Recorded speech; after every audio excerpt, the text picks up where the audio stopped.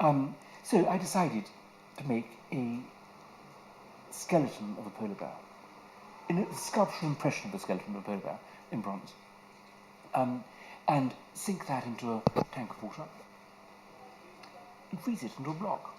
So, and then bring this here to Copenhagen and carve it into a bear.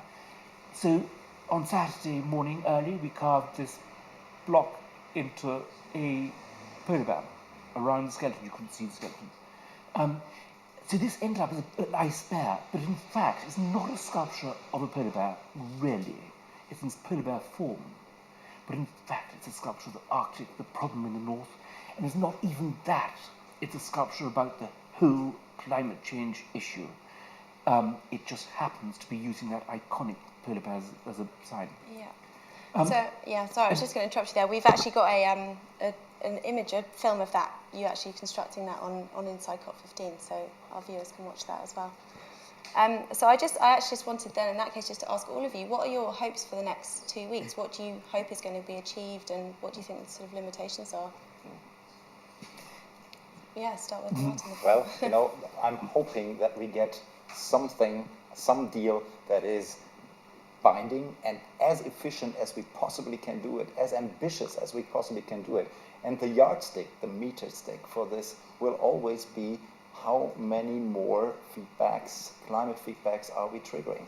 How can we limit the impact on Earth, on all of us? Are we really thinking we can do this with 2 degrees, 3 degrees, 4 degrees? Can we live with this? Or can we live with something that is lower than that, involving more money, involving more commitment, and then avoid those changes that we are not yet fully aware of how bad they are going to be. So it has to be as ambitious as possible because it has to act on the basis of nature. And I mean, is it ambitious so far? Are you seeing that sort of ambition? It's only day one, but what do you think? We're hearing about the ambition. And what I'd really like to see out of this Copenhagen session is the demonstration of political leadership, real political leadership. It's going to take courage for political leaders to look beyond their own national interests, look beyond their election terms, look beyond this narrow view, look at what the science is telling us, and look at what the implications are. They have an immense burden of responsibility on their shoulders. So they can either leave us with a legacy of hope, or they can leave us with a legacy of despair. They have the choice. And this is what we'd like to see. Leadership from our political decision makers, and that we do come out with a fair, ambitious, and binding agreement that can prevent us from all the things that you've just heard Martin saying. And for us in the developing world, we are going to be most vulnerable to those impacts. And so it is up to all our political leaders to understand that and act decisively. And Mark, you yourself are actually outside the negotiations. You're on sort of the events and art side. What's your hope for the future? What do you think the artists are going to achieve? I think art as a language is just incredibly strong. All the talking I've been doing with the scientists, which I've been doing a lot recently, they all say that my ice bear fits their science like a glove, which is very encouraging for me, because I just want to make sure the message I put out is absolutely correct, because it's such an important issue to get out. My aim here is really to talk to the people, everyone out there. I want them to come and touch the bear in whatever shape or form they do. If they touch the bear, they touch the Arctic, they touch the climate change issue, they begin to understand it. And if they can begin to understand it, they will be part of the solution. So that really is to reach out far, not just here in Copenhagen. I want this bear to go further, much further, through Canada, through the States, through Europe, through Asia. If we can get hands across the world touching the bear, touching the Arctic, touching the world problem, taking it into their hearts, that will be a big thumbs up from me as a sculptor. That's my aim. If I die with that as my only achievement, I'll die happy. Excellent. Thank you very much. But I guess there's a pattern here that you see. You know, we are trying to move on the issue on several fronts, and we all know that we have to make this working on several streams and talk to different groups of people. It is not only the COP negotiation teams and the delegates that have to hear it. It is also the people. I had climate skeptics in the tent today. You know, they are still around, even in Copenhagen, trying to do this. But the point is, the messaging out there, the speaking to people and bringing across that this is something that affects them and therefore has to be dealt with now, has to come on different streams. And so far, this, what Mark just said, is actually a really important issue. If some more people go away saying, I have understood this now, on whatever road has been necessary to make that happen, that is an achievement. And it will, in the end, feed into the Copenhagen process or whatever is left of that after December. Yeah. Martin's a wonderful scientist. And, you know, science papers are amazing. Hard to read for the vast majority of us. Science papers are very hard to read for the vast majority of us.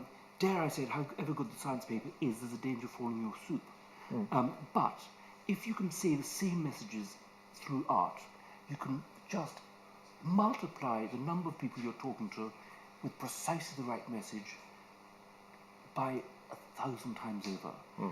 This art, sculpture, is a language with no international boundaries. If art and science can join and talk with a united voice, it's not bad. Tasneem, what do you think? Do you think that the science is getting in the way of the human impact, the human response? What do you think? Well, look, I think that it's exciting to hear the initiative around using art and other creative forms to, in fact, bring across the message. Because many people, myself included, the science might be very exciting, and I'm very happy that Martin is very good at it, but it can get really technical for ordinary people. And we need all kinds of avenues to get the message across. It's a real problem, and if we have increasing awareness about this amongst the world's population, the better for us. Just in terms of, firstly, individual lifestyle changes, it will have an impact on them, but also for them to put pressure on their leaders as well. If they're more conscious, they will know that they must force and hold their leaders accountable. That's the thing. But I think that we have a very exciting opportunity to see science at the center of creativity, of politics, and in this situation, it is critical that the science is the center. Absolutely. So we're very happy that you're sitting in the center. I can only echo as well. that. And if we want to dwell on this a little bit, it is actually not that long ago that scientists thought they had a role to play. It is not that long ago that many scientists would step forward and bring these issues actually one step further, bridging the gap between the ever-evolving science and policy. That is a rather new phenomenon. Yes. And until recently, the scientists would say, no, this is not my job. But then, mostly because there was nobody else doing that job with credibility, that gap was also abused by those people who said, I know the science, I tell you where to go, making this a subject of interests rather than science. Scientists are coming across and making themselves heard. And I think that the whole Copenhagen process over the last several years, starting from IPCC and actually motivated also by the time that has passed since the last IPCC assessment was done, scientists came forward and took this seriously, learned to communicate as I'm trying, and toning down the voice of science for the proper words for policymakers to understand. Excellent. Unfortunately, that is all we've got time for. So I just want to say thank you so much to our special guests, Tasneem Essop and Martin Sommerkorn from WWF, and Mark Coreth, artist and sculptor. We'll be back tomorrow for a live show at the same time, so we will see you then.